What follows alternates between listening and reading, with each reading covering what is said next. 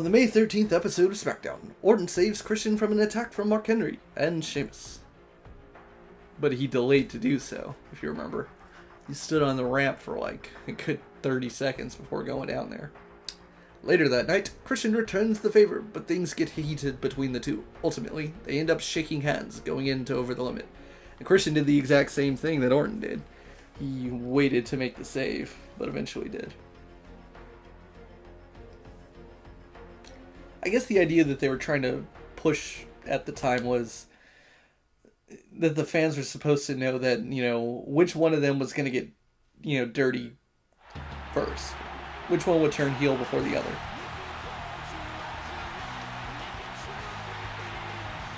Christian felt the highest of highs and the lowest of lows. He won the World Heavyweight title at Extreme Rules and lost it the same week to Randy Orton on SmackDown. The question that has made its rounds backstage and with fans was Christian's reign as world champion a fluke? Some think he wouldn't have become champion if the title was not on the line in a ladder match. Seattle, Washington, Over the Limit 2011. A generally shitty pay-per-view, except for this match. The main event was terrible. It was a Cena versus The Miz in an I Quit match, also known as Cena versus The Miz and Alex Riley, and all the odds. What a terrible match that was. Cena in another I Quit match, a match he'll never lose. But this match was great. This match is fantastic. Some would say this is maybe the best match of the entire rivalry. It's definitely the most unique because you don't often see babyface versus babyface world title matches or babyface versus babyface pay-per-view quality matches. But this was one of them, and it was fantastic. This may have been, at this night, could have been the biggest entrance pop I think Christian's ever gotten in WWE. Maybe. At least during his second run. He might have gotten a bigger one when they went to, I believe, London in 2005. I want to say that was at the O2. And he was getting super huge pops back then as a heel. Speed is so intense, so methodical. Yeah, we've seen the great matches these two have had before. I guarantee you this one's going to be for the history books. But this night in Seattle is definitely a huge pop, up there with Orton and Cena's. And this entire match is fucking insane. It was I believe, I can't remember if it was Josh Matthews, someone compared it to, an international soccer match, a football match, where it was just dueling chants in the crowd. And it's fantastic. It's a great match. And this is just my personal opinion, but going into this match, it felt like the crowd was probably 60-40 Orton. But I would say Christian at the very least evened it up during the match. Just the way the match is going, he seemed to garner more support playing the underdog role. That's understandable.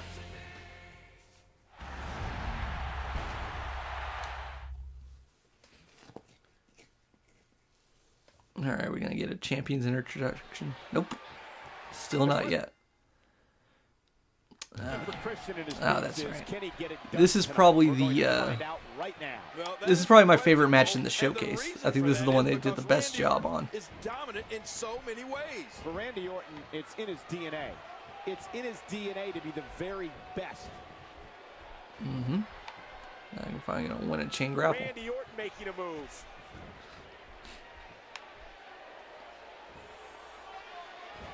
Yeah, I did it. Back suplex. Folded up like an accordion. Christian saved by speed and experience. Yeah, this match is really long too. In the showcase it is. They put a lot of shit for you to do,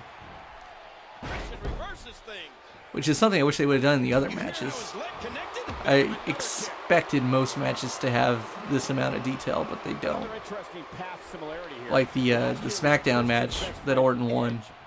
That one could have had a lot more detail. There were a lot more memorable spots, at least to me. Funny coincidences. And with Edge and Christian, this is just one of many. Oh, did you see the neck snap back? And actually, The showcase is kind of easy just because Orton is a lot stronger than Christian is in the game as a default. Christian only got an 84. I mean, I don't know too much about the overall stats in these games. Like, one thing I've heard is that the final number isn't nearly as important as how you get there. If certain things are higher than other things, then, you know, an 84 could be better than like an 88 or something like that. That's one thing I've read. I don't know how true it is. But it definitely seems a little low, just because I think that's even below Curtis Axel. And maybe that's all based on what Christian did in early 2014, because he did lose a lot of matches, although those were pretty much all against Sheamus. He generally won every other match, not counting the obviously the world title match at Elimination Chamber. Well, including Edge, Chris Jericho, nope, not that time. The interesting thing about that, King, is that Edge has had associations with all three of those men at different times in his life. Yeah, I was a world heavyweight champion, and I can tell you, there's nothing like it. The superstars from Canada all share a unique bond. Christian's part of another elite group by being a world champion from Canada. Like Edge, like Jericho, and like someone who helped train him, WWE Hall of Famer Bret the Hitman Hart. Both men have one another so well scouted, but right now Randy Orton shows his quick striking ability. Yeah, the move astonishing. Yeah, I'm surprised that they note that Christian kind of sort of did training with Bret Hart. Actually, I don't even think that's true technically. At this point, you have what looks like Randy Orton's going for the RKO, and Christian counters. I think the truth is that Edge and Christian did... Oh, by the way, this is fucking awesome that they put this in the game. That there's this reverse crab spot, which is something I don't think I've seen Orton do since then. But yeah, it's fucking amazing they put this in. Love it. Wish he'd do it more often. It's actually really unique and cool. He anticipated that move perfectly. But I think the story with that is that Edge and Christian, before they were in WWE, I think they did work at the dungeon, but I don't think Hart was there. Hart was too busy on the road. He was traveling with WWE at the time. Avoids the impact there. And one story that I didn't know until a couple, 2 to 3 years ago, maybe. Yeah, maybe 3 years ago. And okay then. Well then. Randy Orton is taking his ball and going home, ladies and gentlemen. He is... Let's just see how far this goes.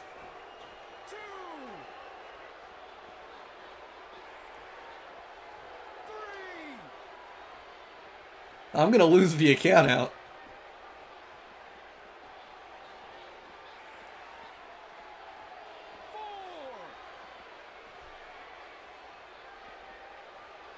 You know, I hear Seattle has great hot dogs.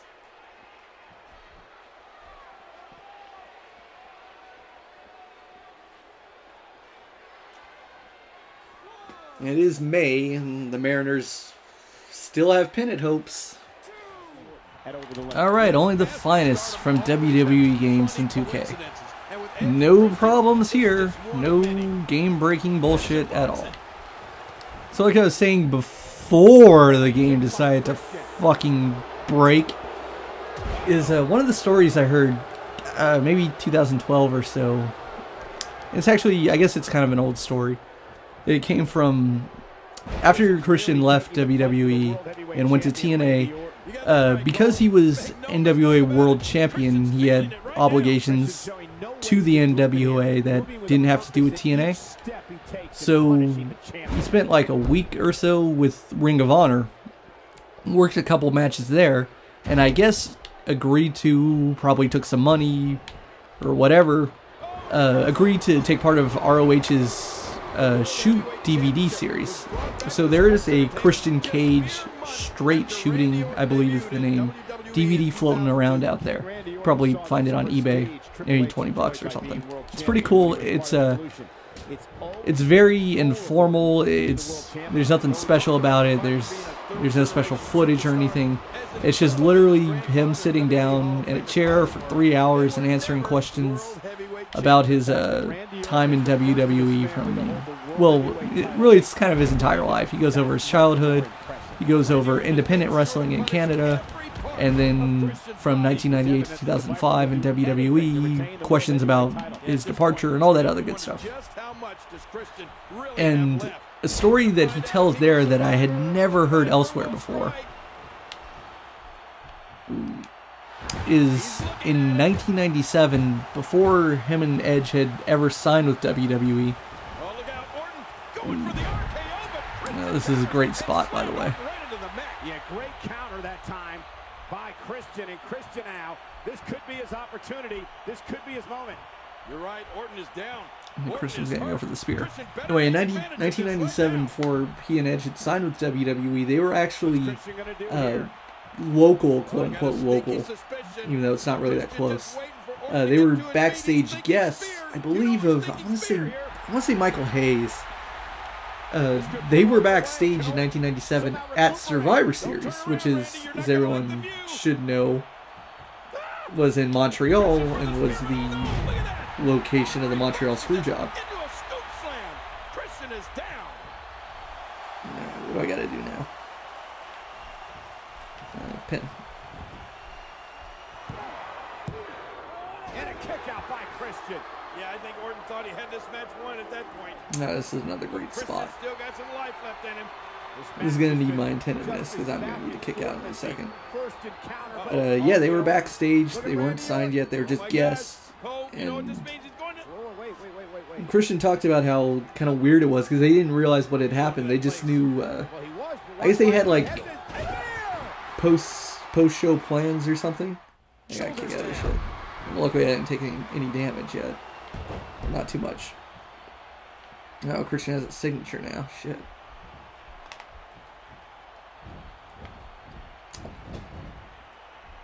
And there's the reversal. And whatever they had planned with whoever they were going to talk to backstage after the show, it all got, yeah, it was all thrown out. It was all canceled. They just knew something weird was going on. And I guess at a later time, they learned what had gone down. So it's pretty crazy that before their WWE careers had even started, they were there for that moment. Alright, time to, I believe this is the end of the match. And again, we already had 2 scripted spots. We're going to get a 3rd one.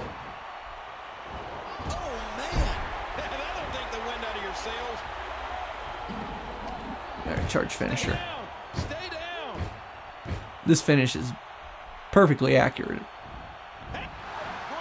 Yeah, RKO countered, kill switch, countered, back suplex, countered, RKO.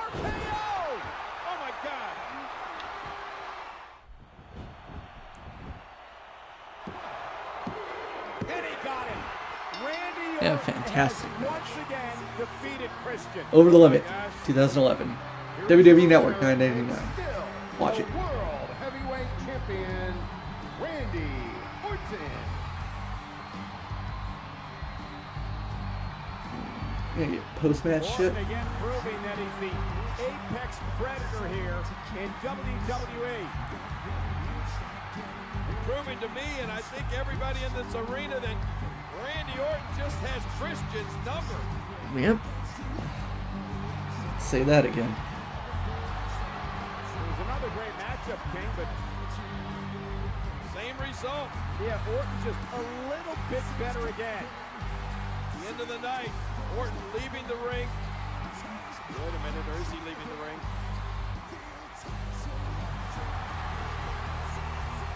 What's Orton doing here?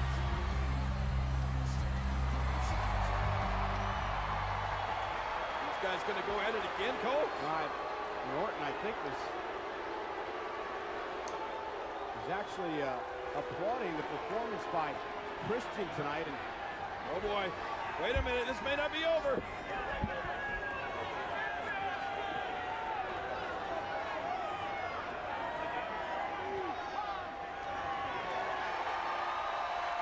A handshake. A mutual show of respect. You know, Cole, that's the way it should be done.